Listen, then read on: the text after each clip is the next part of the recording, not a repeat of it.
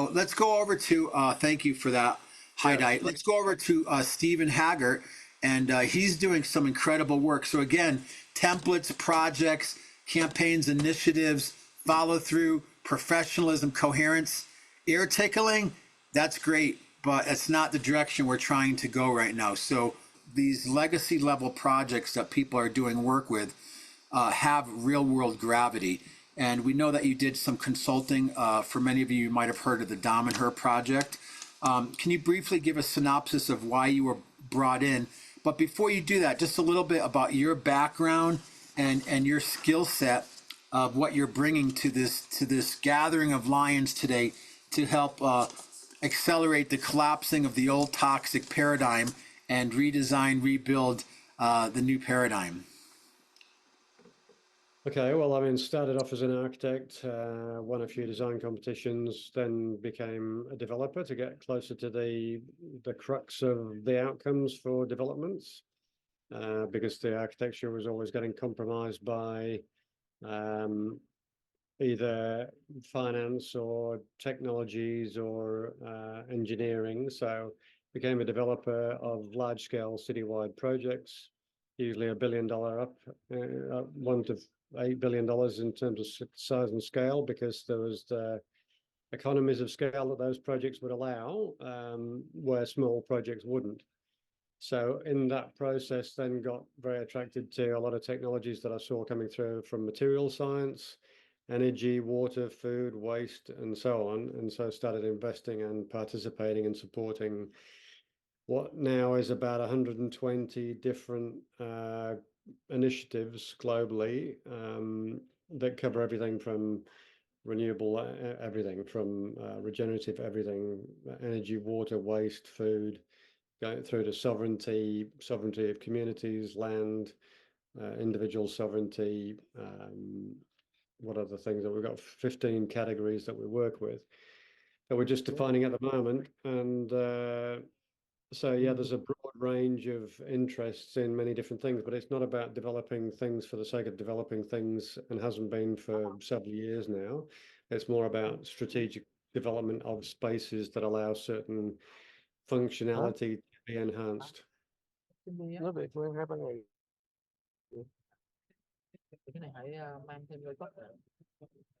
think somebody else is chiming in.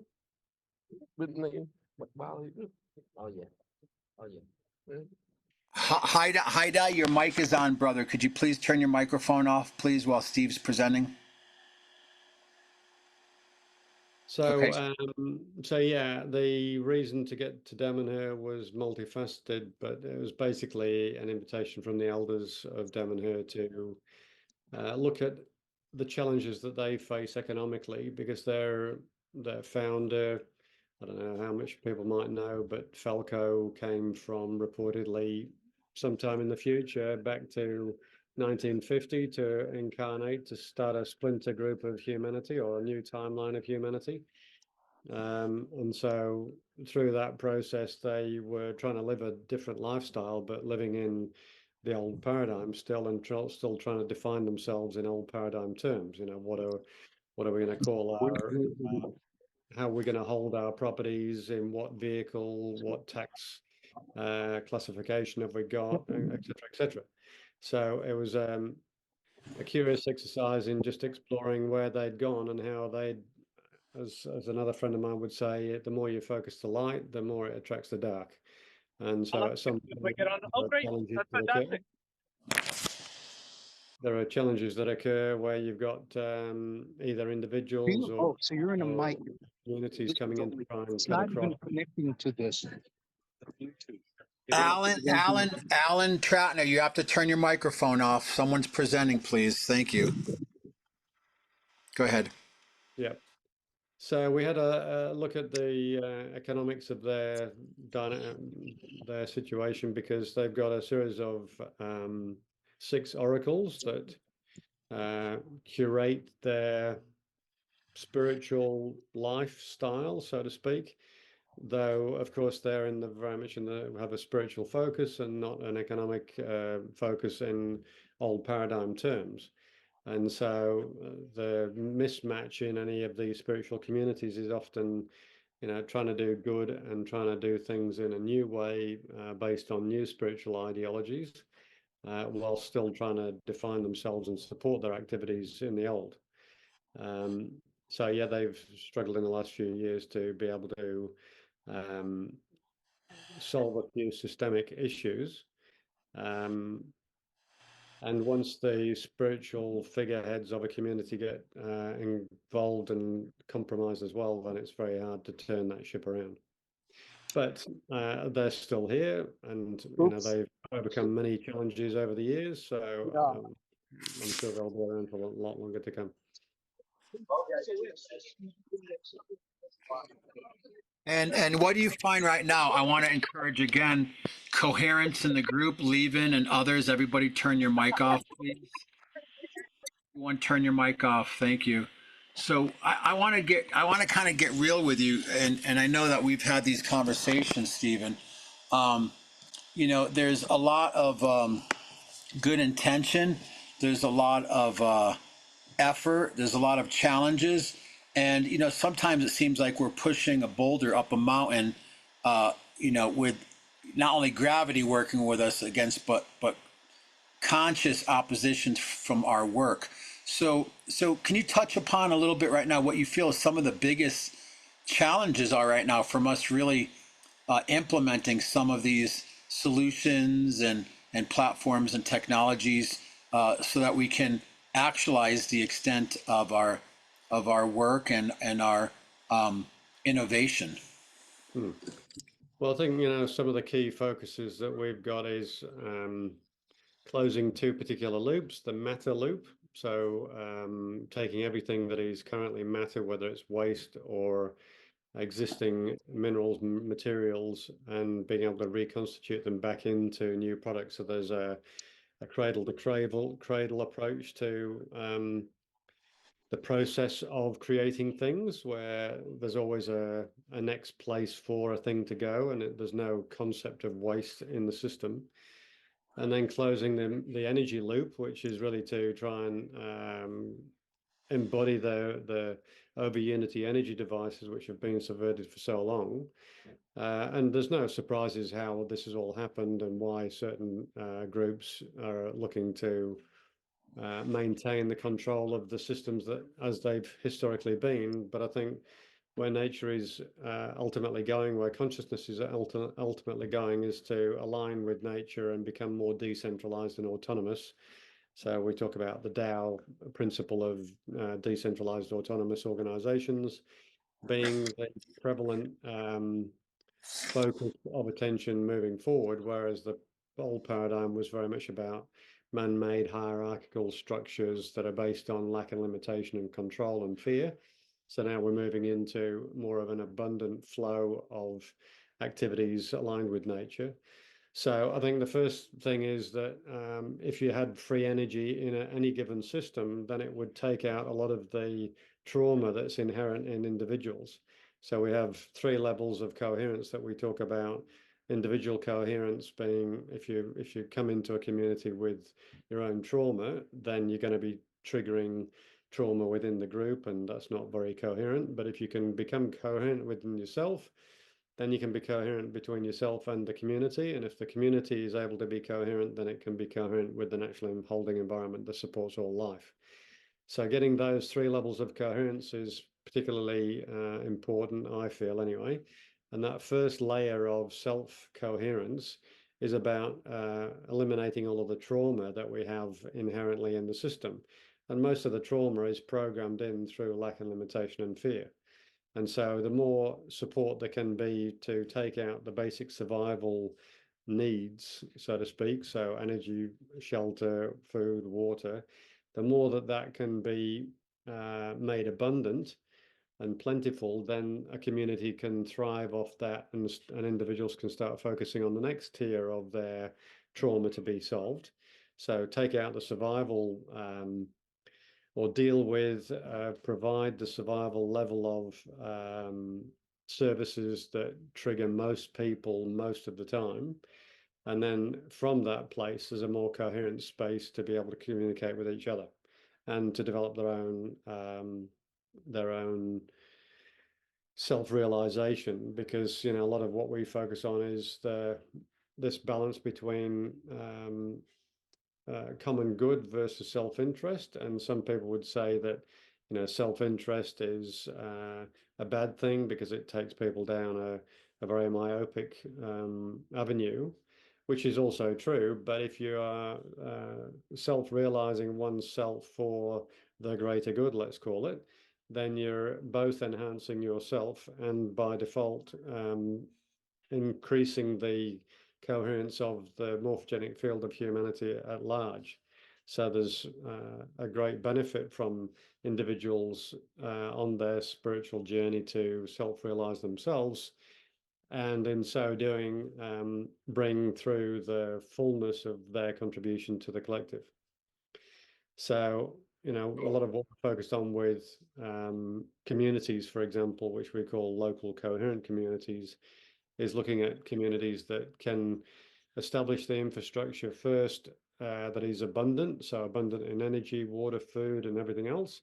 So, which is a very relatively easy thing to do. I mean, if you're trying to do it in mainstream areas where planning controls and all of the usual regulatory environment exists, then obviously much harder because all of the usual suspects are trying to subvert and suppress and detract from anything new coming through. But if this is the attraction about being completely off grid in remote areas, that if you're off grid in a remote area flying under the radar, then there's greater opportunity, I feel anyway, to bring in a lot of these new technologies that are very simple. And, Michael, we've talked about this many times before, that, a lot of the technologies that are now coming to the fore or have already been developed and are ready to emerge are not new things. They're actually more ancient. The cleanest, simplest version thereof is usually the most ancient stuff that's just been hidden for the longest time. Hidden and suppressed. And magnetic energy is a classic example of that, or resonance anything like Nassim Haramein with his resonance technology, Kevin Olowski with his magnetic energy systems. They're super simple because they're basically just plugging into the field. And as as any scientist or spiritual elder would say, everything's energy vibrating at different frequencies. And so the more you can tune into the frequency of a thing, the more you can interact with it. And the field itself, all around us, is so potent with unlimited resources, whether it's there's magnetic energy devices to replicate things where you really got magnets top and bottom of a pyramidal structure, which is so coherent in the space within it that you can replicate whatever you want from the field. So you don't need to start digging anything up or harvesting anything to create anything. You're really just reconstituting elements out of the field into material form. Amazing. And again, I know we could go on for a long time, and I'm very inspired and intrigued because we've been talking about this Regeneration Global and a roundtable of lions joining together. I want to mention in just a little bit, we have Alan Tratner from Green to Gold.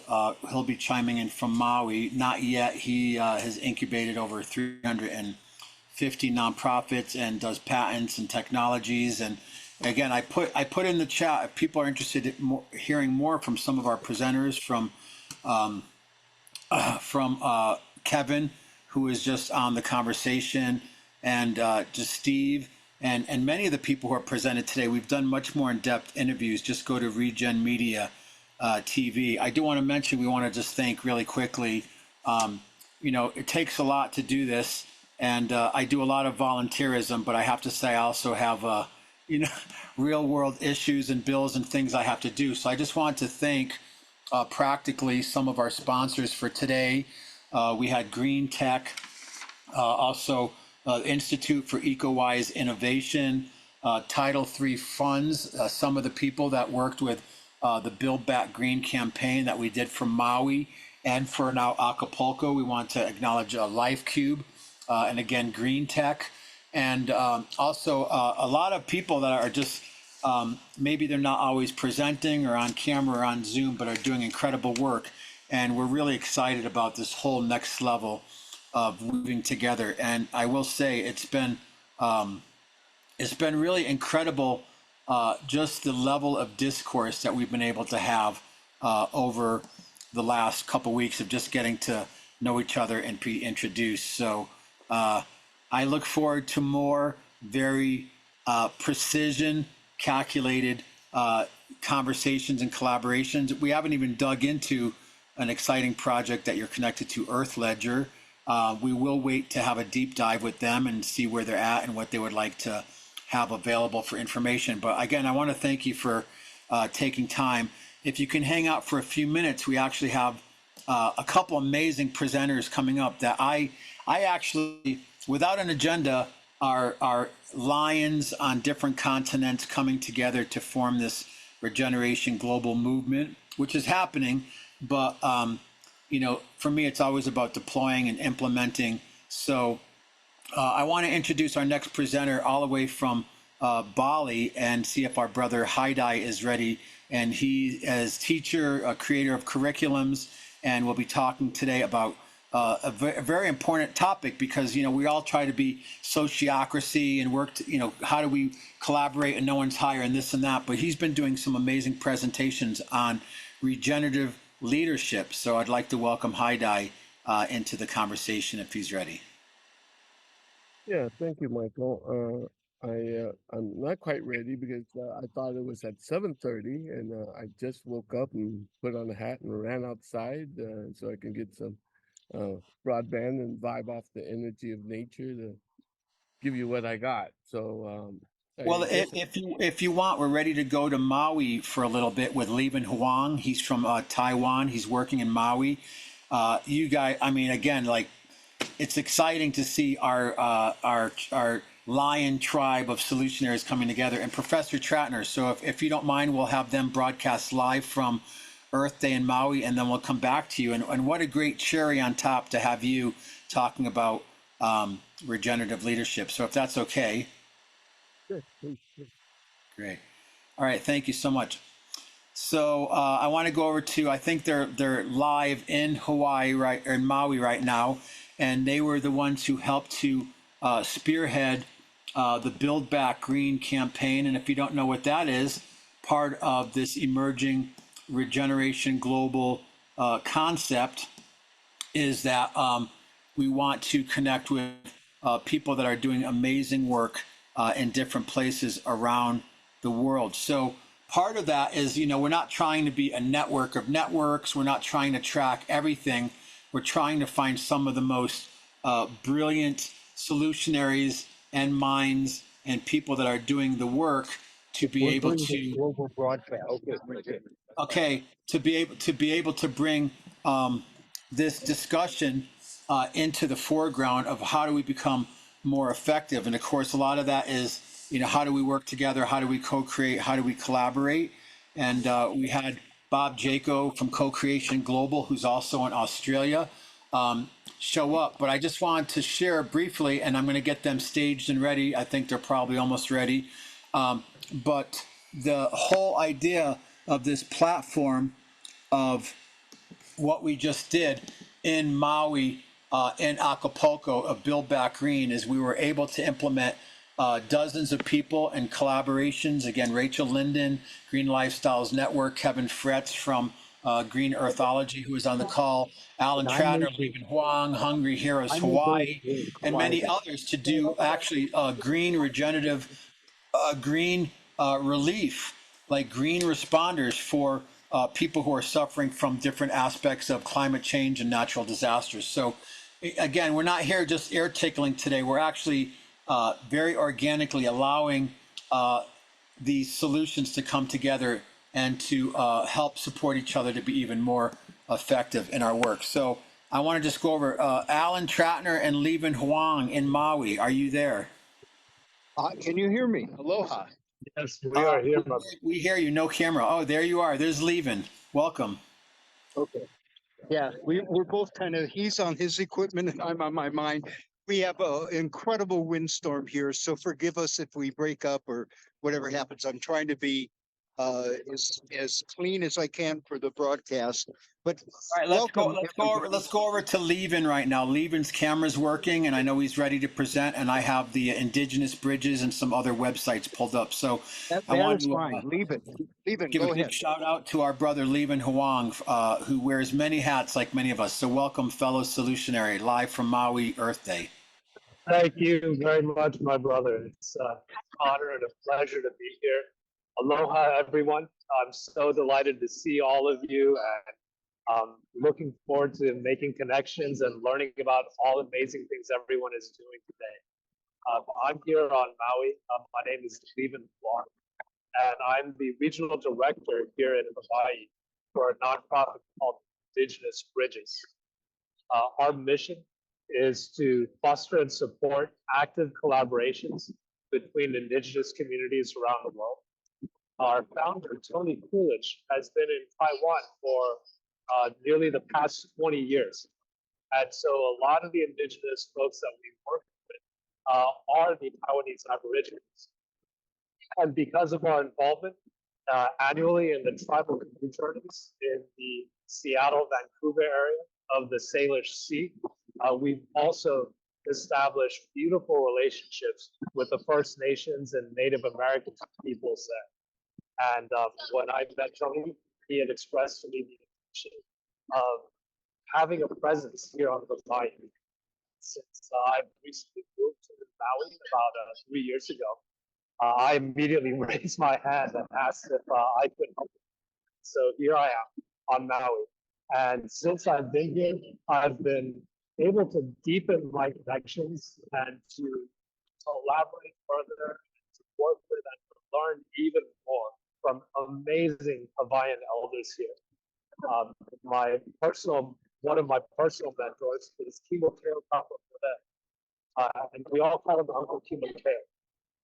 He has taught me so much. He brings so much indigenous and natural wisdom to everything that he does. And he has been such a guiding force for me, as well as for our organization, Indigenous Bridges.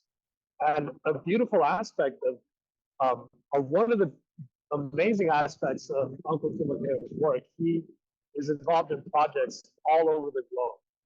But for the past 3 years, he has been very focused on Taiwan.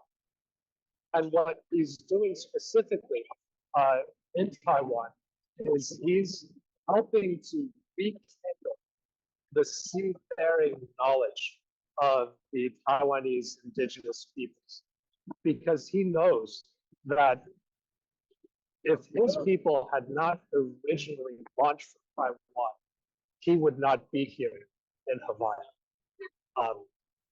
Almost all of the Austronesian peoples all across the Pacific, from Taiwan all the way out here to Hawaii, even further out to Rapa Nui, and all the way down south to the Maori in New Zealand.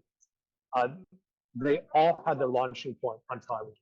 And when Uncle Kimokeo shares with me about what it's like for him to be in Taiwan, he refers to it as going home.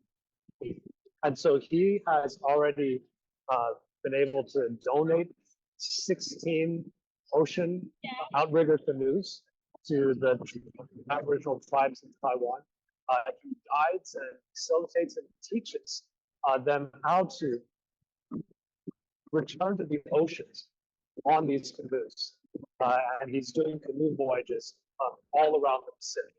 And so we are so honored, we're so grateful for his support and guidance with Indigenous Bridges and our projects and collaborations with one of our current priority projects is to support the nation of Tuvalu in bringing their delegation to the coming Festival of Pacific Arts and Culture that's happening this June from the 6th to the 16th in Honolulu. The Festival of Pacific Arts and Culture is an annual event where nations from all around the Pacific gather And each year, they rotate the host nation. And this year, for the first time, it will be in Hawaii. And the Tuvaluan government has already provided funds for, I believe, 30 participants from their country to represent the Tuvaluan delegation. However, the ambassador of Tuvalu to Taiwan has informed us that he does not feel that 30 people will properly and impactfully represent Tuvaluan culture. And he has requested support in being able to bring at least the government.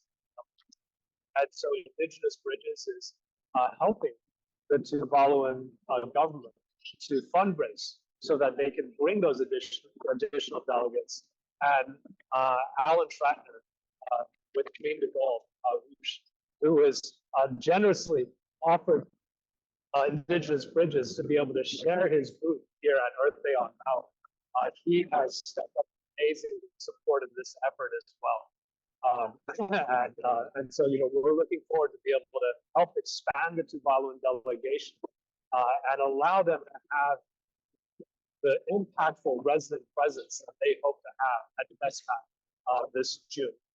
And another important aspect of this collaboration with the Tuvaluan government is that we hope to be able to support our Austronesian brothers and sisters all across the Pacific in similar ways. Palauans, the Marshall Islanders, those in the Philippines, the Nauruans, those in Fiji, and all the way down to the Maori in New Zealand.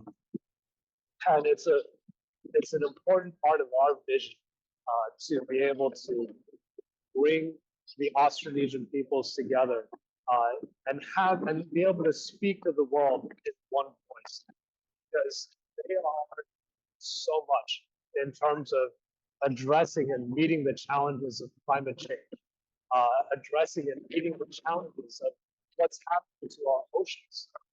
Palau and Tuvalu are two of the leading nations, two of the pioneer nations in establishing protections for the ocean environment. And so, we are committed to expanding their message, uplifting the platform and the voice that they have, so that the rest of the world can hear and understand these stories and efforts and follow their lead. Another aspect I would love to share about what I do here on Maui is I work with another nonprofit called Kai Ulu Kanaka. They have another program called Hungry Heroes Survive, which since the COVID pandemic has been providing food to the hungry here on Maui. And after the Maui fires last August, they were able to dramatically expand their capacity so that they now have a roster of over 1,000 volunteers. And every day they're producing over 200 hot meals and delivering them free to those around the island who are in need of that food. And twice a week, they do fresh produce runs and deliver fresh produce to the emergency service centers all along the west coast of the island where Lahaina is, where the burn zone is. And yeah, thank you, Alan, for putting up the HHH poster. And when the food support aspect of the platform stabilized, Hungry Heroes Hawaii started to consider what other ways can they support the community. And that's when they developed the second program, Kai Ulu Kanaka, that is to build infrastructure for community. And so through Kai Ulu Kanaka, we have now signed the lease for a 17-acre property that is within 2 or 3 minute drive of where Lahaina is. And on this property, we're already in the county's permitting system. We have our permit number, and we plan to build 88 modules of emergency shelters for families who lost their homes in the Lahaina fires. We are in deep conversations with potential funding organizations, which include an array of private companies, private entities, nonprofit organizations here on Hawaii, as well as county, state, and federal government funding support. And so we're hoping that not only will this project be able to provide housing for those in need, because this entire project will be almost entirely self-sustainable. Water will be generated by every module, every home. Solar panels will power every home, and the entire septic and wastewater system will be self-contained on this site as well. Yes, thank you. Yes, ma'am. Hemp would be a beautiful product to incorporate. Yes. We are working on that. Yes. I just want to let everyone know we're broadcasting live from Maui Earth Day with Leiven Hwang from Indigenous Bridges Atayal, and collaborating with Hungry Heroes Hawaii. He's also was one of the point people for the Build Back Green campaign as our green responder relief, which we're now expanding into Mexico. But also he has his own organization too, which is very important because you also work with the human element of the regenerative movement, or the Regeneration, let's say. Can you speak a little bit about that, Leiven? And let's make sure Professor Tratner is queued up soon here. But tell us about your work. I would love to, but I would like to add a final 2 points to this vision of the housing. There's 2 final aspects I would like to share about the housing. Because of the way it's being so sustainably designed and planned and will be sustainably built, it will also, our vision is for it to be a model for emergency response for future disasters, future crises here on Hawaii. And even longer term, we feel like it will be a beautiful model for creating permanent regenerative communities here on Maui to provide for affordable housing for so many on all the islands of Hawaii who are challenged in being able to have stable and affordable homes. And Michael, thank you for the invitation to speak a little more about myself. In addition to my work as an architect and planner, I also facilitate and co-facilitate programs for personal growth and rising consciousness. Everything that I get involved with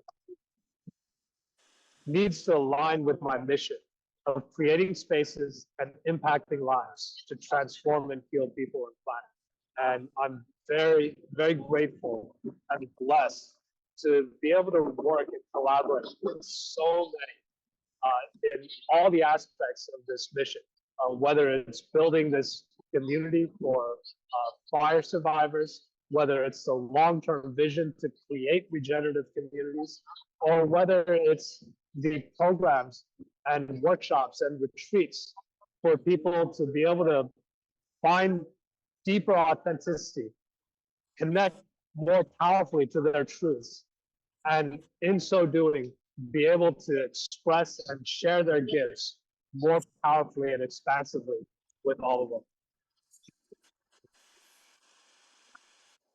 Great, thank you, Leiven. And I just keep wanting to say, boots on the ground, hands in the dirt, building it, designing it, architecting it, showing up, following through, co-creation, collaboration.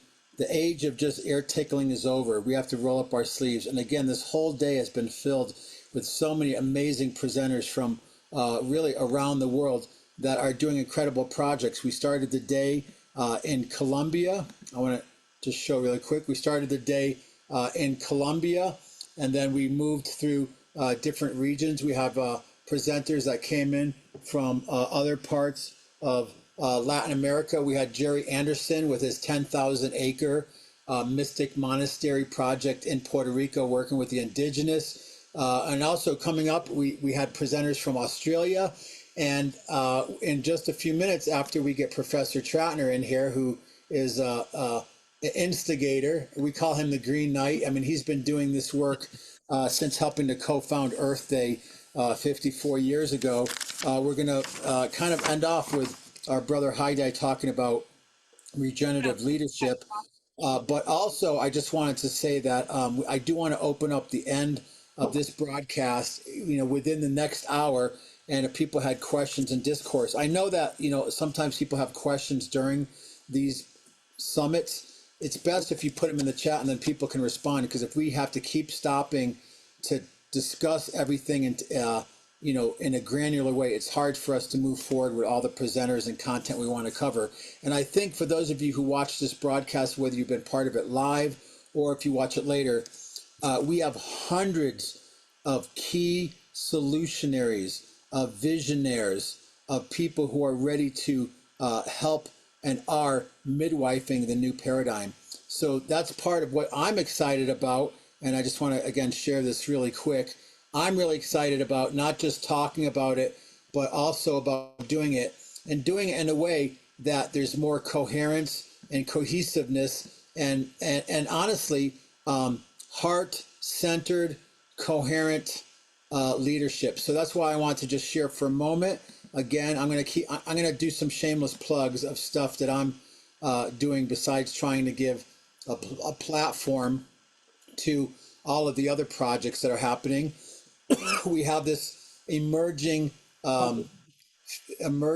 fetal embryonic state project council, non-hierarchical alliance that's coming together right now very organically, through leadership of many people who are doing incredible boots on the ground work.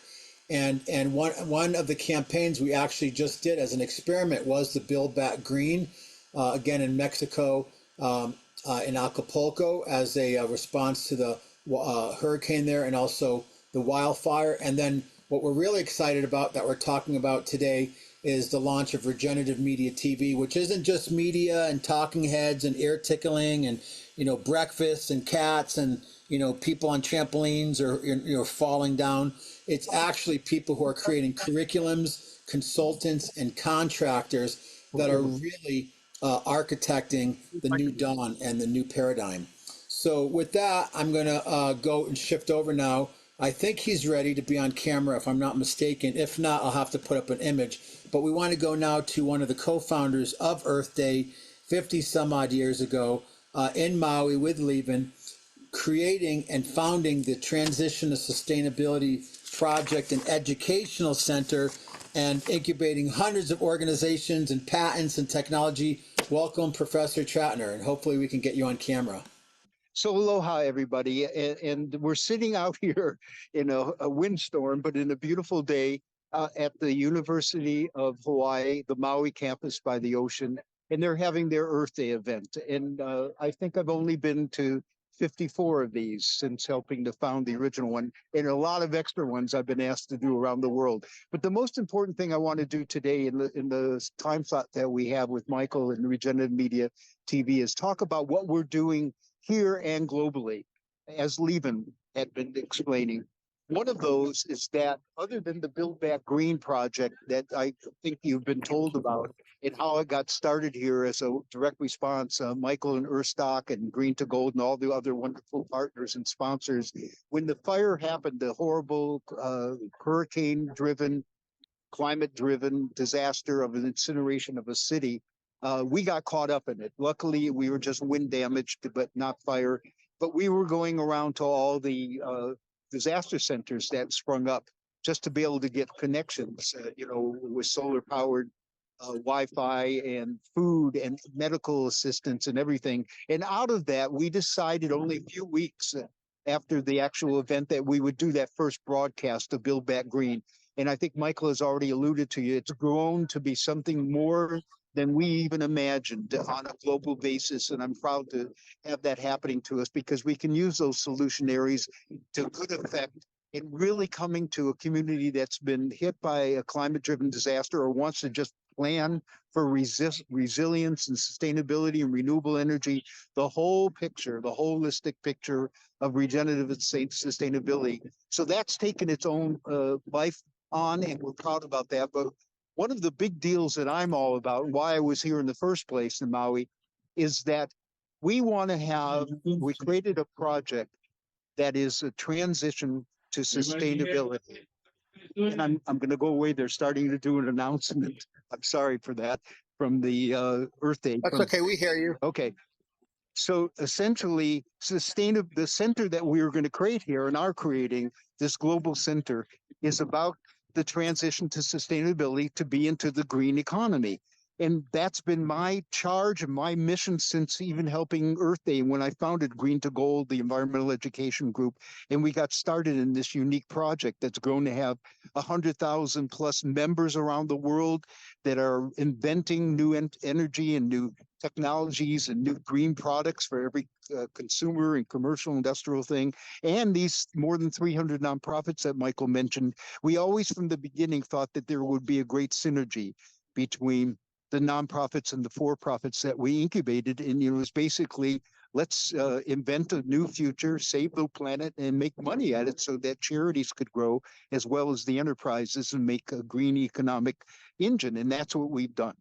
So essentially, that center was our plan and is our plan, and we got caught up in the disaster, the very thing that we could have prevented had this all been in place. And the fundamental part of that, not only our 54 years of knowledge and all the wonderful people that are experts and our members that we bring to bear when we incubate a new great idea, green idea from anybody. It's really kind of amazing the tools that we've accumulated globally and all the things that we have done in working with the other institutions. But the most promising thing is this new micro manufacturing hub. It's a kind of a green tech hub that brings us the very heart of localized sustainable economic development.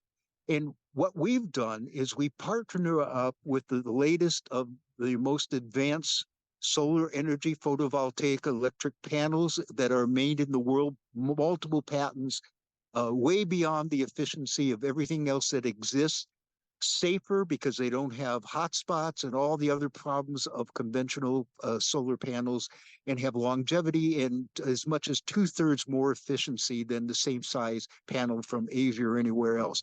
And so, but what's cool about it is that the model that Devin Hartman, bless his heart, just passed away, was the founder and architect that worked with me in getting this going.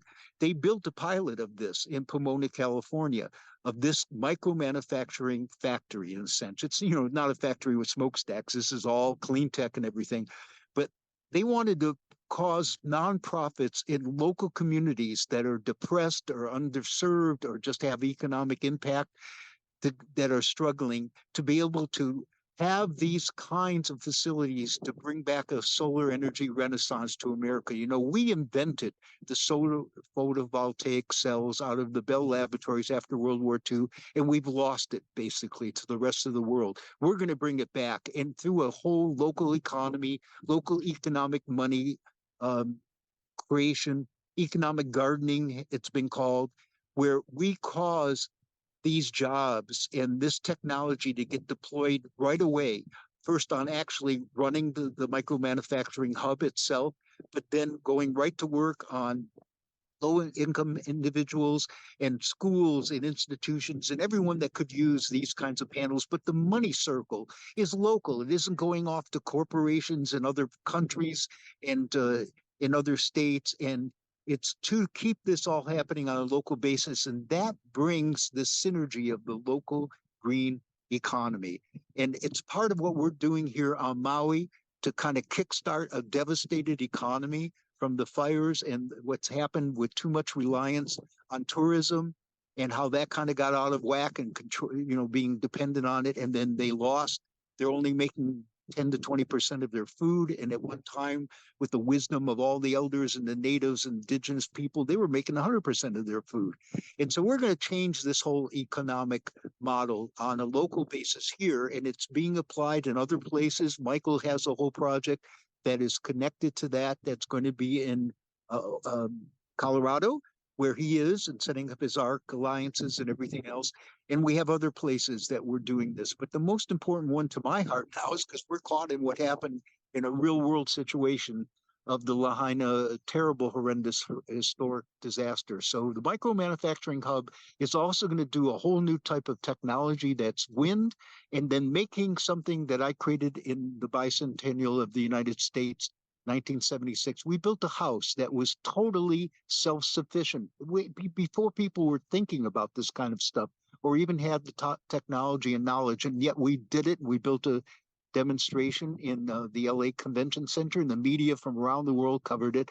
And here we are now, all these decades later, and we're about to build a hempcrete, which is a whole solution to no carbon and everything else, and from renewable plants, hemp, and other bio-based plastics and things that can be built. And we're going to make these geodesic dwellings that are 1-story and 2-story, depending on the size of the families, and have every comfort you ever want, but it's totally 100%, 120% powered by renewable energy that makes you sustainable, and recycling of the water and cleansing it, and you name it, and we're doing it in a very sustainable way. And Alan, I just want to add, because we know, and I see Leiven's here, and I want to open up the conversation, especially since you're not able to be on camera. I just wanted to say that, there's all these amazing things happening. There's I was just in Costa Rica. There's like 360 eco villages. I mean, this is a global movement, and the mycelial network of all the people and projects and organizations are starting to connect and kind of activate and support each other. But I want to just mention part of what we're very specifically doing, besides the Build Back Green campaign, which is the Green Sustainable Responders, and also the Transition to Sustainability project under what you're doing at Green to Gold, of showing how, major urban centers and places can be retrofit with a lot of new technologies and water saving devices. And then again, there's so much other aspects of what we're doing, but that's why we're considering this merger of an alliance and non-hierarchical structure of Regeneration Global, because between green responders who build back green, between the idea of transition to sustainability, and then on our call the other day, in communication and connection with 80 some odd indigenous communities, that once they get land sovereignty and land stewardship back, the need to have these sustainable green and regenerative technologies and support partnered with their traditional knowledge and their ecological knowledge, that we are really focused on really two areas: deploying solutions, having this media platform for curriculums and products, but also I just wanted to mention the idea of creating these legacy level educational centers like you're doing in Maui, like our brother Jerry Anderson's working on in Puerto Rico. He has one element, but again, in collaboration, he has other pieces that need support. We're in touch with Alex, who's doing a project in Costa Rica. And then, we've been in communication with some people in the community in Colombia, and of course I'm here in Colorado, and we already have people literally at this point on 7 continents plus islands, Maui, Puerto Rico, who want to do these very high level educational centers. So again, we're not trying to be the network of networks and do all these things and millions of things, but as far as deploying solutions, consulting, and creating these living templates, it's a huge focus. So I kind of want to distill it down for people, because especially after 4 hours of discourse, it's like, where is all this going? What's happening? So again, online platform for education, curriculums, media, contractors, consultants connected to the Dow Consulting Group, the projects you're doing, the transition to sustainability. We have a very laser focused and clear methodology of how we're collaborating and co-creating together. We're not just talking about it. We're actually, again, deploying and boots on the ground. My name is Brian Figueroa, Green Tech's CEO. I'm here at the Fallon location here in California. Right behind me is the substation that Edison owns. This has the capabilities of up to 600 megawatts of battery storage on this location. This has 3 transmission lines that are integrated into the substation. between a 12 kV, 33 kV, and 115 on this site. We have the capabilities of creating over 600 megawatts of battery storage on this location on 9.73 acres. Green Tech has it in escrow as we speak. We're closing on it before the end of the month and start building a battery storage location here on this site. Green Tech is on the move. Well, son of a gun, I can do this interview for just a moment as we talked about. Let me ask you, Brian, and again, thank you and your company and your foundation and how closely we're getting together to make a big difference on this planet. But what is the actual mission of the company, Green Tech Enterprises? There's so many different elements of it. And if you can, also tell us about what the primary technologies are that you're bringing to bear that are going to have such an impact on this planet, economic development, renewable energy storage. Would you do that? Would you give us your briefing on that? Yes, absolutely. And first of all, Professor Allen, it's been a pleasure getting to know you this last year and a half. And thanks for all your efforts this last 53 years and being my mentor, and just our energies are compatible. So I'm digging on everything that we're bringing to our future JV partnership into Hawaii. I've been on a mission for the last 15 years and investing in different green technologies. And we'll say last 5 years, created a company called Green Tech. We're a renewable energy development company driving for sustainable innovation and technologies that can respect the planet and empower the communities around the world. That's our main mission. So what you just witnessed, we just acquired about close to 10 acres here in Southern California. We just partnered up with a very large battery storage company. They acquired about 2 acres of our piece of property for lease for the next 28 years, and for over 120 megawatts of battery storage. So there's a major demand for battery storage. At the moment, we have partnered up with a manufacturer over, we'll say in the Midwest, and we're moving forward with just the typical traditional lithium batteries that are out there that are basically proven and bankable. But our technology partners are always open for, there's graphene, there's all kinds of different other green innovation technologies that we'll be integrating in the future. But the key thing is we've got a battery manufacturing at the highest levels. So we're on a mission. We definitely want to make an impact with you, Professor Allen. To implement the technology that you were showcasing about 10 minutes ago on the solar film. We partnered up with a company that has they have 65 patents. They do holograms and they do nanotechnology and they have a proven technology that will increase your current panel that when it hits the market up to 30% even on cloudy days. That should be in the market here later this year. And we're looking forward to the success of that technology. And one other innovation technology that we did partner up with is a company that has generators that are, most generators are with diesel and gasoline. This diesel generation, generator that we work with is ran by 70% water and 30% ethanol. So that's going to be a game changer for our future microgrid. So on this piece of property that we have in Southern California, we're going to be using our battery storage because it's close to the grid. We want to use the solar panels that you have, and we're going to use this generator to create our own ecosystem for a microgrid, and then duplicate that over to Maui as we do a joint venture with you in the future of creating an epic center that creates all these green technologies with you and your company with Green to Gold. So looking forward to working with you, Professor Allen, and your team.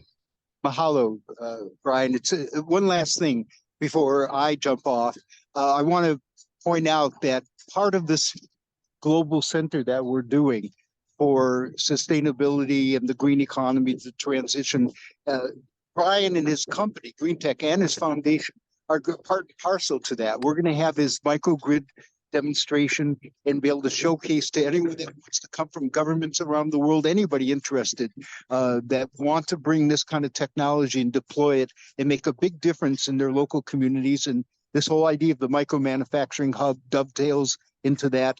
and everything that Michael has been telling everyone today, in my little brief synopsis here about what we're trying to do, is we have our fingers on so much technology in the world, and wisdom, and smart, intelligent understanding of the problems of the planet. And that's why the Solutionaries are going to win the day, believe me.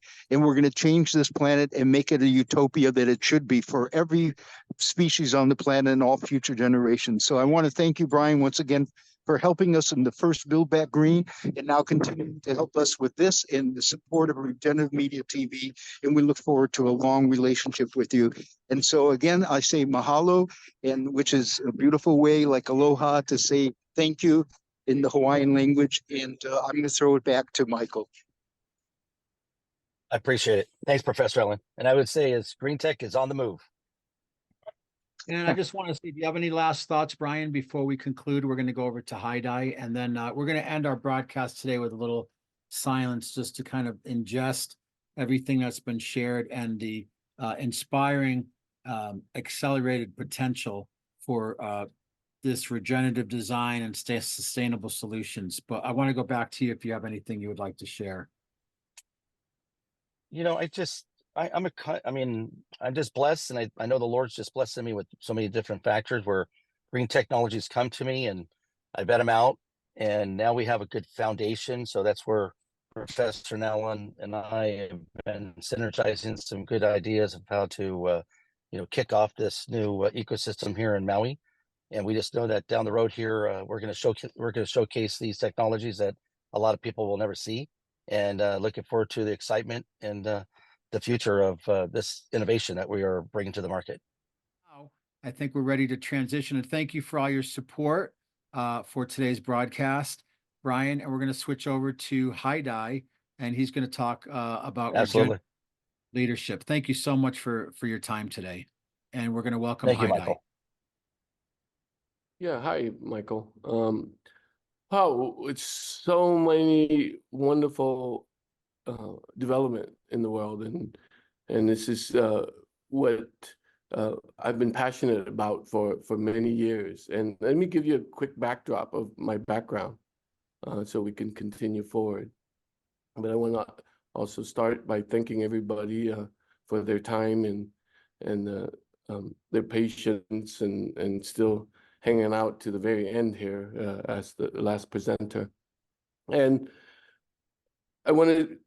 I came back, I want to go back to maybe 30 years back in the early day of multimedia, where I worked with some of the largest advertising agency and won a lot of awards in multimedia. And this is an important aspect in the aspect is multimedia is kind of like the backbone of regenerative leadership, because regenerative leadership deals with different intelligence, and when you're dealing with multimedia and you know what the media can do, it can use media to manipulate large masses and ability to attract them. So I think when it comes to regenerative leadership, I think that's very important. And then from there, I went straight into the original JavaSoft team, where we took the programming language Java and see how we can regenerate it. And back then I worked on the AOL America Online interface as a UX designer coming from multimedia. And my research for Sun Labs out of the JavaSoft team was to look at how we could integrate Java and technology, back then was the internet, into education. And as I started doing research in education, applying technology, I come to realize that education was technically unsustainable, because that's what technology does. Technology equalized, nowadays they call it disrupt, but equalize the playing field. So if the system is not sustainable, then technology will be able to pick it up and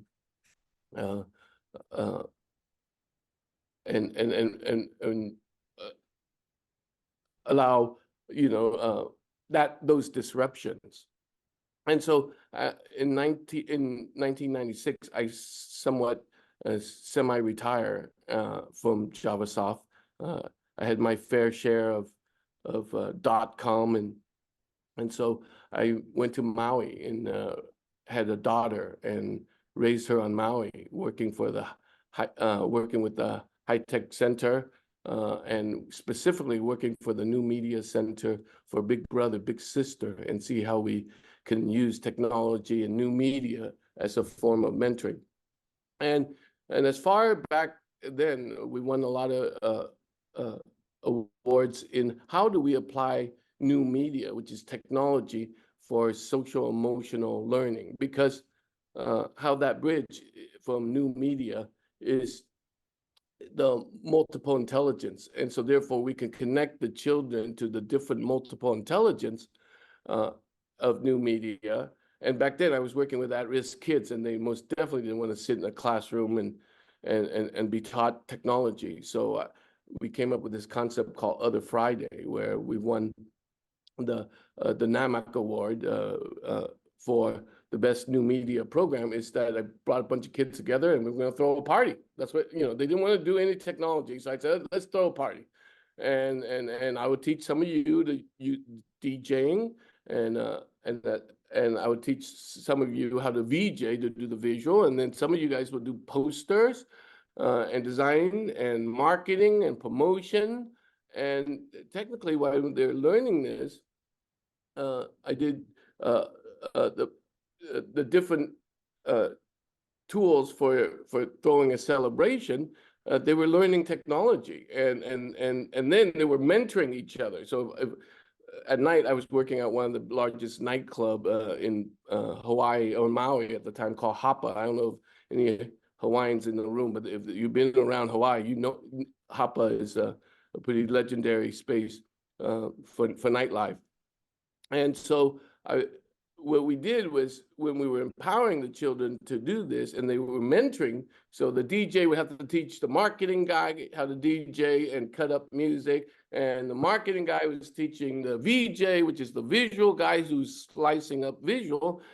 While they're doing all this, we were integrating multiple intelligence. I don't know which of you guys, by Howard Gardner, and connecting them to their social emotional connection. So they were learning technology, and they were connecting into their emotional connection. So that what that means is they're connecting at a very peer state. And on one level, at-risk kids does not do well in the logical and the literal. They're very dynamic in the other: spatial intelligence, nature intelligence, kinesthetic, and music intelligence. So they were, we in our school system doesn't create spaces for that. So in that space, they were very dynamic. And then we won the UNESCO Best New Media Award, Youth Ambassador Program. And then from there, I said, we were heading somewhere, but we could not formulate an ecosystem like what we've done. And at this point, we were doing permaculture with the kids. I mean, it was a whole curriculum. Let me see if I can share screen. And okay. Michael, if you can give me the ability to share screen, I can share you. Yep. Okay, thank you. Give me 1 second here, Haidai. Yeah. So, we were doing all this, and I think we're running into all the same problem that all the sustainability development is running into, is how do we regenerate, and how do we regenerate within an ecosystem, and then how do we regenerate all the technology of sustainability with the people and with the environment. And we come to realize, okay, the technology is quite clear and the environment is quite clear. The real problem that we have is the human factor. And so in the human factor,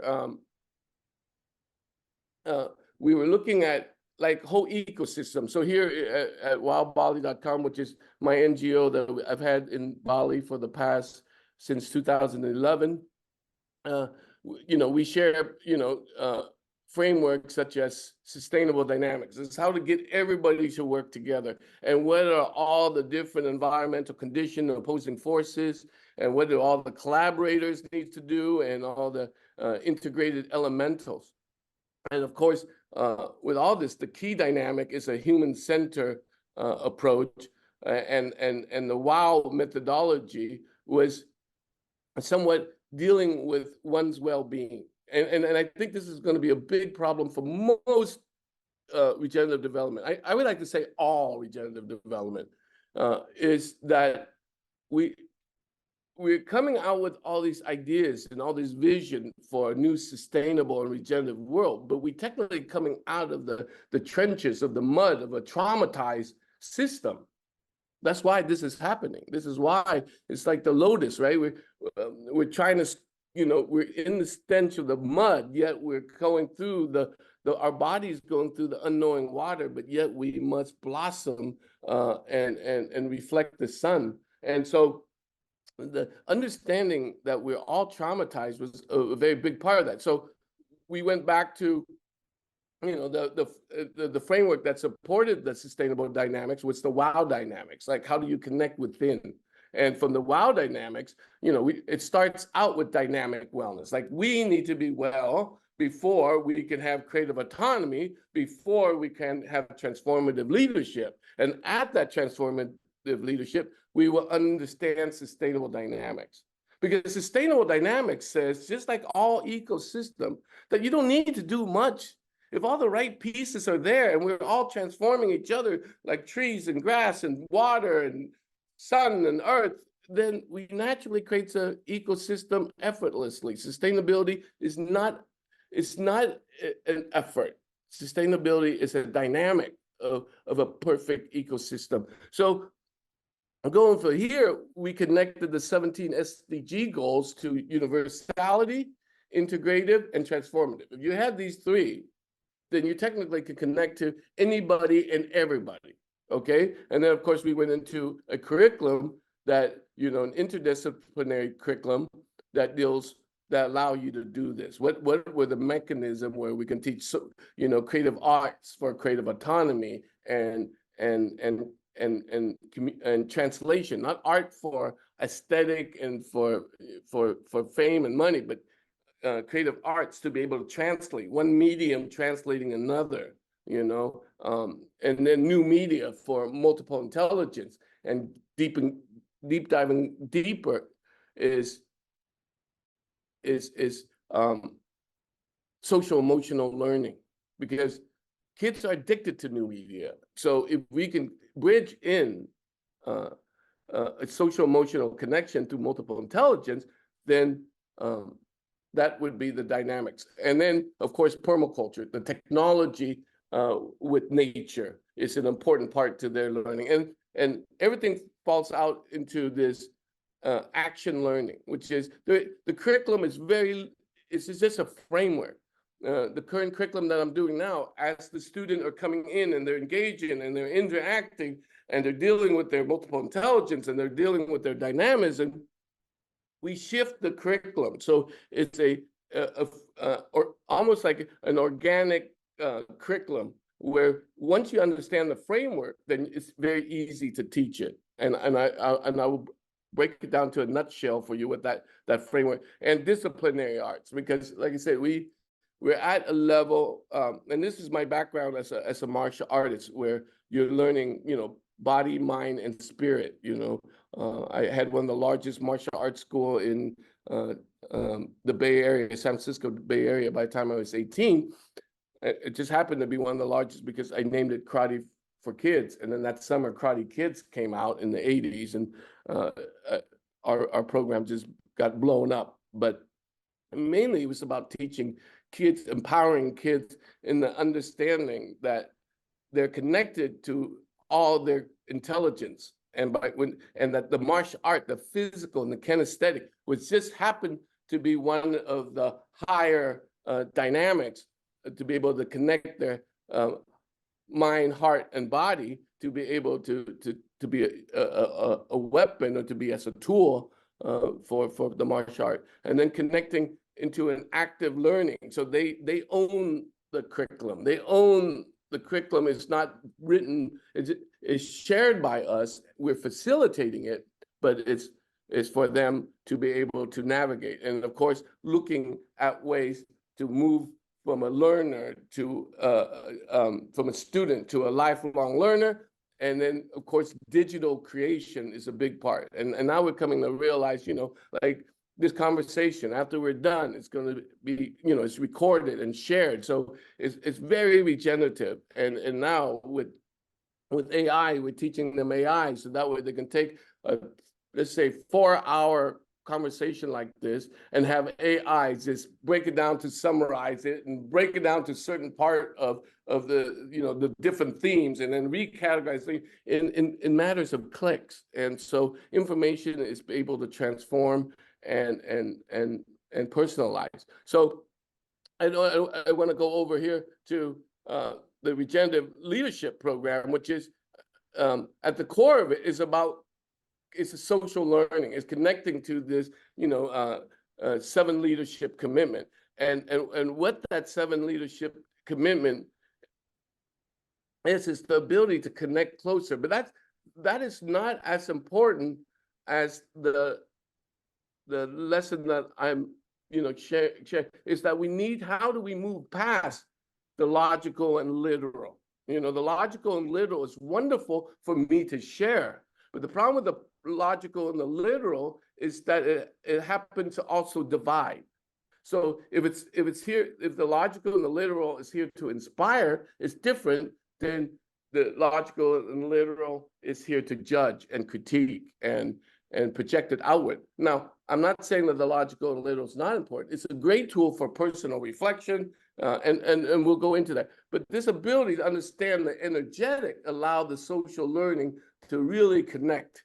And then from there, use new media as a form of transdiscipline, transidio ethnography, a transdisciplinary methodology to use media to be able to connect deeper into human psyche, dig deeper into the social emotional learning, dig deeper into in the regenerative thinking, which is the ability to truly share. And then from there, through cultural dynamism, to social emotional learning, to digital transformation, creates a collective intelligence, the ability to see the polarity and find the polarity as a dynamic rather than being different.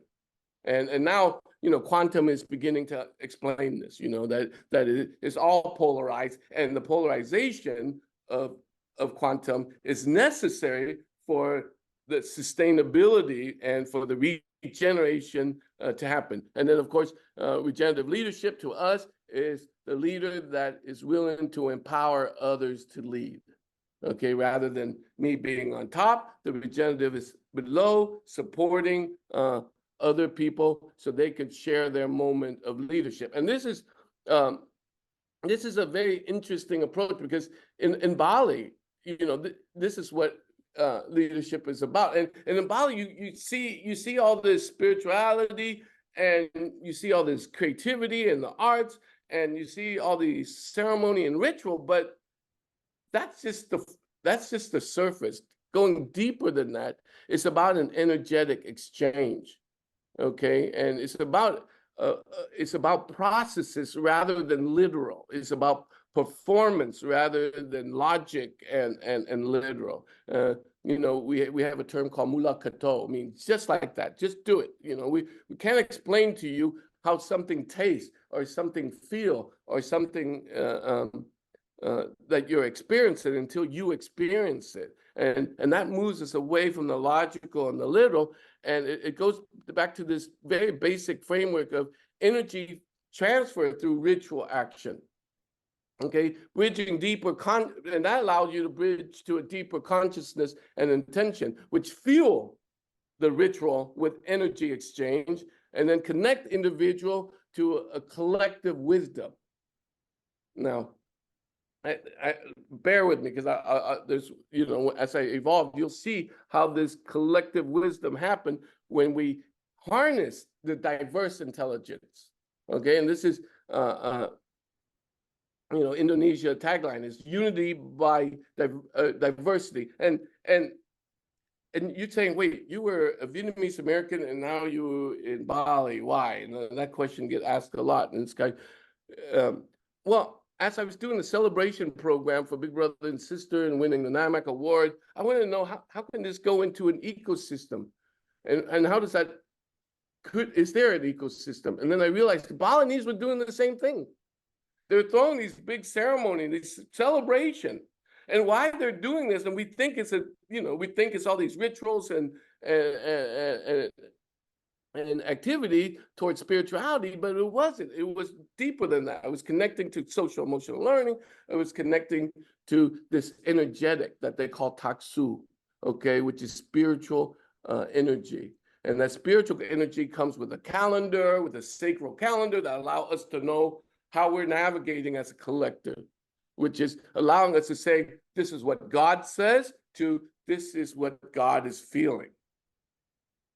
And it changes the dynamic, because what God is feeling allow us to add in our feeling, our energy, and make it the way we want to be able to translate energy. So energy, translating energy is a lot easier than logic and literal translating meaning.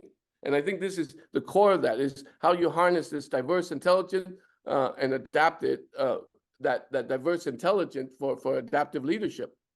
And then embrace this transformative power of ritual, and then foster sustainability and change. And I can, like I said, this is Bali, and I can go deeper into, and what you see is the beautiful costume and the beautiful, architecture, which are technically now, quantum is explaining, they're technically portals, created on spaces that allow you to attract the most energy, and then using it on the right day with the right ceremony, with the right ritual, you're allowed to transport it. And then the collective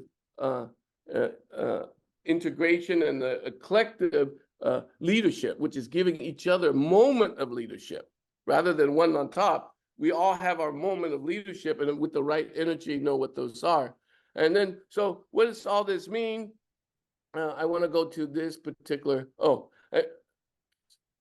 and then we had to go deep into this. These solve some of the bigger problems today, which is living in a trauma world. So I did research going deeper, looking at Dr. Shai to Bali, happened to be to Bali, exploration of consciousness, and how he's dealing with consciousness for traumatized people, and looking at how there's a celebration and a ritual model, such as Bali, and coming from an indigenous culture. And I've done many conferences on indigenous innovation, indigenous celebration, looking at deeper, is there a regenerative framework? Because the problem with indigenous cultures, we've been fighting for so long for indigenous right that we're in battle all the time trying to fight it, and we forgot, how do we celebrate our indigenous culture? So that way it's in a regenerative framework. And this is where Bali is really dynamic about it. Bali's in the middle of hundreds of millions of tourists per year, and yet they're able to share their wisdom and their energy. So therefore they, the thing with energy is different than logical and literal, is because once your energy is full, or once you're like full of energy from whatever love, success, whatever is important to you, then nothing changed, nothing shift, no more thoughts needs to be happen. So looking at those model and then implementing it into duality and expansion, looking at like trauma and consciousness, looking at healing through expansion. These are some of the programs, some of the module that I'm sharing, but I want to go down to the core of it, because I don't want to take up too much of your time, and I want to again thank you for being patient and hanging out this long. Absolutely incredible presentation. I have a quick question. Do you have this as an actual presentable curriculum? Do you do it verbally? Do you do it as a PowerPoint? Because this is amazing information, and I know it's beyond a lot of people's initial ability to be able to ingest it and process it. But you have this in other forms? Yeah. I mean, we have a core curriculum and we have all the modules, but it's very hard to hand them over because it is an experiential curriculum. So right now, like this week, celebrating. We're inviting 91 of the top national university students selected by the Ministry of Culture for Indonesia to come to my program at University Saraswati, where we are regenerating it through the different universities. So we must have a curriculum. It's a 10 unit, 10 credit curriculum. So it's an interdisciplinary, but like I said, the dynamics of it to share to your question, we can share you the framework, but it's. Well, I just bring that up. I just bring that up because on Regenerative Media TV, I think right now we just got a collaboration with the Soil Food Web. And we have a few other people coming on board, but I think this is a valuable curriculum. So I'm just putting it out as a thought because we could literally help promote like a ongoing series with you because I mean, even for me, I would like to take the class too. So I think there's a way to do the educational work, but also to, help support you and your organizational efforts and monetize some of this knowledge that you're sharing because it's exquisite. It's exquisite. Yeah. Well, I am also a healer priest for the Kingdom of Bali, and because I've spent the last 15 years in Bali learning their modality, and now to be able to regenerate it, I was ordained as a priest through the kingdom. And so the kingdom is very, the kingdom is the West is wonderful at, coming, like I said, I came in my early days, as a new media designer, where working with Sachi and DDB Needham, and the West is very great at marketing and promotion, but we forget the aspect of how do we build the grassroots, and how do we build the grassroots so it regenerates, okay? Because when we talk about regenerate, we're still thinking top-down regeneration. And for the Balinese and culture, and I know that most indigenous culture think like this, not just for the Balinese, and why this framework is dynamic, is that how do we build from the bottom up? And when you're building from the bottom up, sometimes the marketing and the promotion of a program without context creates a lot more chaos, where we start like this, and now we bring in students that are invited by the culture, and we take step by step. But I would love to, work with what I hear a lot of indigenous culture out there that are looking for a way to regenerate. And this particular slide, I think, will help you understand. This is the core of regeneration for my effort with indigenous culture. And I've worked with 54 indigenous culture in Vietnam. I've worked at least with 300 different ones worldwide. But what I love about the Balinese is one of these indigenous culture that's still a living culture. What they're wearing, what they're eating, what they're praying, and their ritual hasn't changed for over 1,000 years. And in the midst, it's not like the Bushmen in the corner somewhere. They're in the midst of 100 million tourists a year, and still unaffected, still thriving, and now regenerating. I'm one of the few non-Balinese priests, and to be a priest, you must go through the lineage of your father and your ancestor to be able to be a priest. But I was ordained and supported by the kingdom because I looked at their model as a regenerative model, rather than just pushing the culture. And because they're not interested in us copying them either. Okay, they're like, if you just like the Dalai Lama said, if you're not Buddhist and you come and you leave your religion to become a Buddhist, it will create you more mental harm than it would do you good. Okay, because you come from this lineage of different upbringing. And same, the Balinese believe the same. They're not culture pushing. They'll share you their culture, but they're open for you to regenerate. And if you've been to Bali, Ubud, which is the cultural capital of Bali, have now become the yoga capital of the world, teaching all kinds of spiritual modality, which doesn't even align with some of the Balinese concept.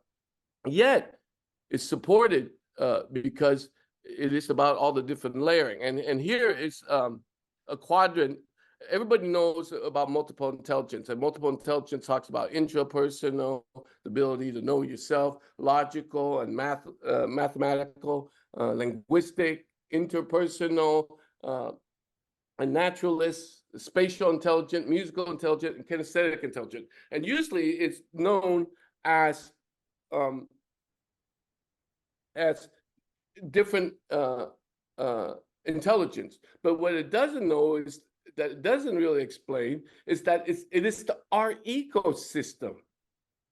Okay, it is the human ecosystem. And if I took, the best way for me to regenerate the multiple intelligence was because if you took the Balinese taksu, which is the spiritual energy, and you broke down how they connect to the spiritual energy, you realize that they're connecting it through multiple intelligence. And most of us in development are at the, either at the intra personal or the logical and mathematical, which is more reflected going inward into the self, or very good at language and interpersonal, which ability to connect with each other, and which is an outward movement. We are good at this, okay? And a lot of time we mix the two, and that's where we have the problem. The logic is for us. We shouldn't apply logic for others. Others should find their logic on their own, where we can use language to connect to them, to share with them our logic, but we shouldn't preach our logic to them. And that's why the Balinese, you can live in Bali all your lifetime and not know exactly what they did, what they're doing, because they're looking for that energy transfer. Okay, and it took me many years before I completely grokked it and go, oh my God, you know what? Forget all this logical and literal and intelligence, and look at it from more of an energetic. So when you elevate this into the higher quadrant, which is more abstract rather than concrete, then you're connecting to nature. And you're connecting to nature from within on the self side, and you're connecting to spatial designs, right? The ability to visualize meta concept. And then if you go over to sharing it to other, then it's through musical and kinesthetic. And this is where I love you, Michael, because you not only a leader in regenerative development, but you also love to celebrate through music and movement. And so this type of intelligence at this level move into this energetic level of connection, move into this energetic level of intelligence. Okay, and that allows things to connect more easily. But it doesn't mean that if you're good at this, you don't need to be good at this. No, the child, when the child is born, it's connected to all of this. And it wasn't until this is what the East is beginning to realize that the child is like in Bali, you're not allowed to tell the child what to do until he's 5. And if he does anything out of hand, we just come up and hold them. We use more kinesthetic based mechanism to connect to him. So when he is out of control, he needs embrace. When he's lost his ability to control his energy, he is warm with embrace rather than warm with logic or with linguistic or what he needs to do. And what that does is it develops his default mechanism to connect at the energy level. Like, if I don't understand you, let's just sit here for, I don't know, an hour together. Just sit and see inside it and see what comes out. And now we realize this through quantum, we realize this through meditation, that in the absence of noise, in the absence of thoughts, is when the information gets downloaded. okay? And especially if you're connected to nature and music and kinesthetic and spatial. So this is the core of our regenerative leadership and how we connect to it. So most youth will come in at a very logical and university, okay? And or they're very good at, there's like maybe a handful of these regenerative leaders that are good at language and good at communication. But how do we get these guys to understand these guys, and then all of them elevate up so they're all connected? And same with the musician and the dancers. They're good at that, but they're not good at the language. They're not good at the logic. And often they just brush it off like, no, I'm creative and I don't deal with that stuff. And that's still a reverse prejudice, because you have to. So our program allows you to, depending on where you are in these spectrum of multiple intelligence, is that how do we connect you to that spectrum of multiple intelligence, and then be able to either downgrade you or upgrade you so you can better understand until you understand all of them. And then back then, like I said, I would have the DJ mentor the VJ, the VJ would mentor the marketing would mentor the promotion, and that's what we're doing. We're shifting intelligence. We're moving intelligence, and we're connecting to intelligence until we build this holistic being. And I can guarantee you, all trauma based condition is because of some disconnection in these intelligence, or some limitation to these intelligence. So these intelligence are basic because it's easier for modern world to understand. But once you connect at this holistic, multiple intelligence level, then you're connecting at an energetic level. And that energetic level, quantum is beginning to explain that energetic level attract. This is a law of attraction. This energetic level inspire. This energetic level allow you to evolve. And once you evolve at this holistic level, you want others to lead. The best use of your leadership is getting everybody to also lead. And I want to end with that note. And I hope that is a great mantra to finish with. And that's absolutely it.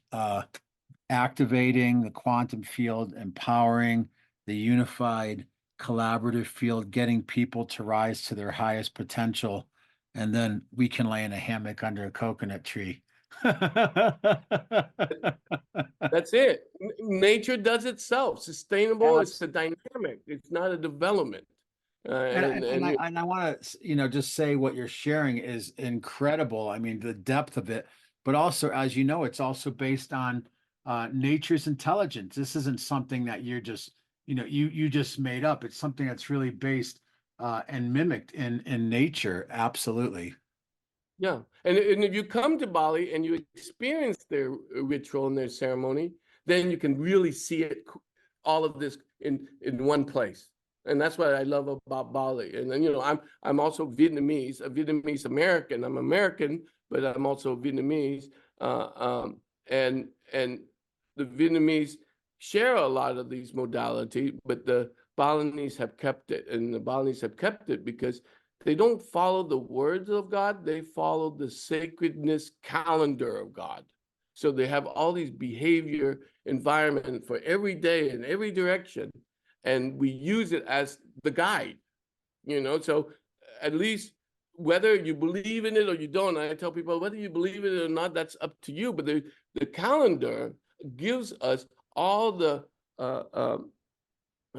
authenticity and all the dynamics of a day that is encouraging, that is supportive, that is nurturing, that is collaborative, that is creative to inspire you. So if a community follows it, even not forever, but at least the transitional period of getting to know each other at a different plane on this multiple intelligence level, then we can quickly, you can tell me any problem with any community, and I can quickly break it down to intelligence, this is a disconnect, and this is why I disconnect.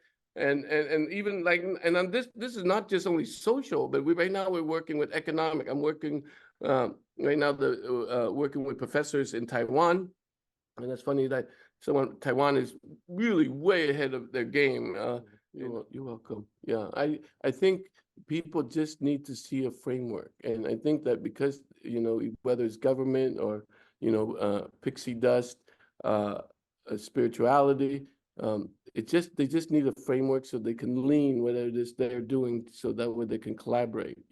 Because for me to have right now UNICEF Vietnam to write a proposal for the World Bank for us in sustainable investment, it's that time where we can bridge. Yeah. They're also, I mean, to hear that banking and financing is willing to invest in sustainability. They're like two separate worlds, and now they're willing to come together.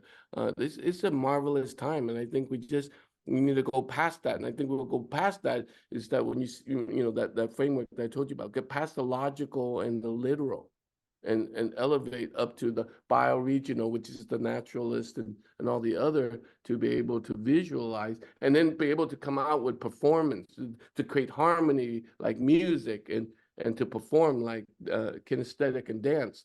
That's the way. Otherwise, I will say, I know you're probably busy. We haven't talked a lot about it. I'm trying to figure out getting sponsorship to bring you out to Colorado. We have to hang out. We have to do some celebration.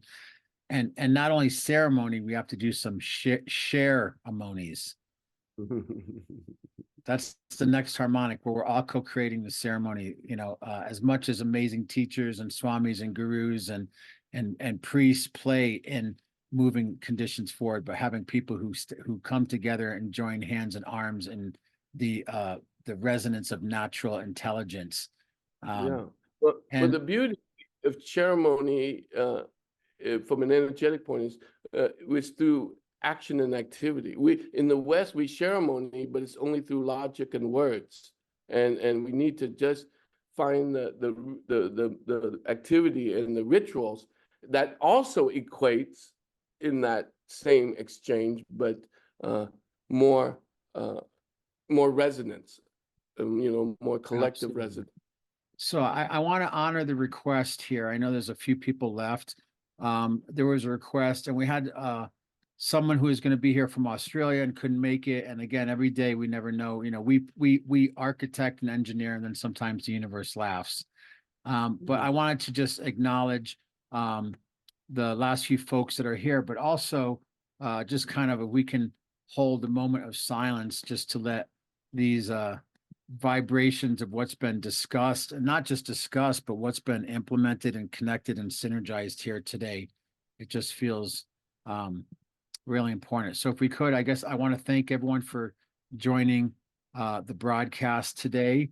And it's been 5-hour juggernaut after 2 other days of Indigenous land sovereignty, green responders. And again, we're making some incredible progress, and people are still joining. Here comes Robert from Uganda, who's doing incredible projects there with building schools, doing education and water and food security. So this is by no means Earth Day is not just a one-off event, and the conversations, the council shall continue. So thank you so much, everyone participating. Thank you, Haidai. And I learned something new the other day with you, that you're also Haidai, but you're also AI on organic AI. AI, so nice. We have to use it twice in my name. So I want to, and Carol Sue's still here. She's going to hold the field with us. But again, thank you so much, everyone, for joining. And I'm gonna just admit Robert for the last closing moment from Uganda. So again, we've jumped many continents today and focused on people and projects and organizations at the cutting edge of architecting the new paradigm. And I want to just again quickly welcome Robert, but we're just finishing, Robert, and we're going to just have a meditation for connecting all of these nodes that we're all connecting around the world in this global movement, and let just the vibration and the energy and the resonance of what's been shared today go out from there. So I want to acknowledge Carol Sue is in Belize, Robert's in Uganda. We had family from Colombia today, from Australia, from Mexico, from North America, Maui.